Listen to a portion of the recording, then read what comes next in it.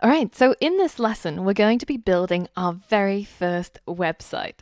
Now, because we've only talked about HTML so far, so how to structure websites using HTML elements, and we haven't yet gotten to the part where we've learned about styling using CSS, then we're kind of limited in terms of the kind of websites that we can make. But fear not, our websites are going to be right up there with the internet titans, but just way back in 1997.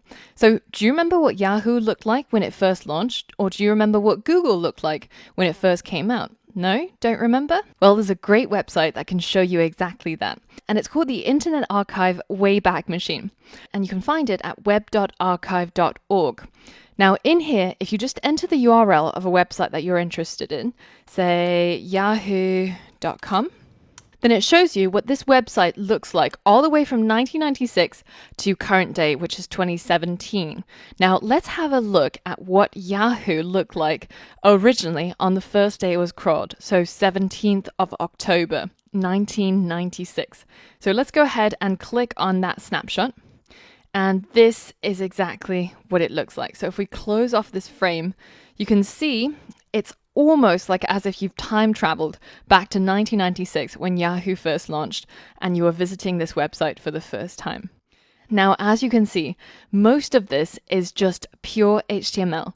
It's a lot of structure and a lot of formatting, but it looks really ugly. But it's okay because it's a great place to get started with.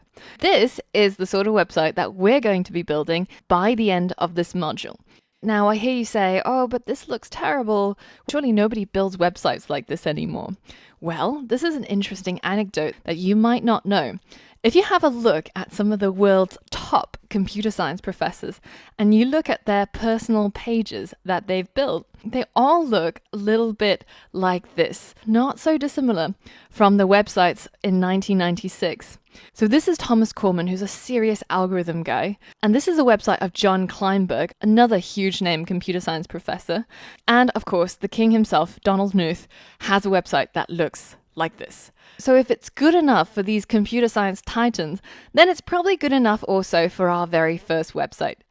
By the end of this module, we're going to build a website that looks much like this. Something that we can put up online to show what we've done, our CV, as well as our hobbies and things that we like to do. So you can use it as a personal site or somewhere to list your CV online.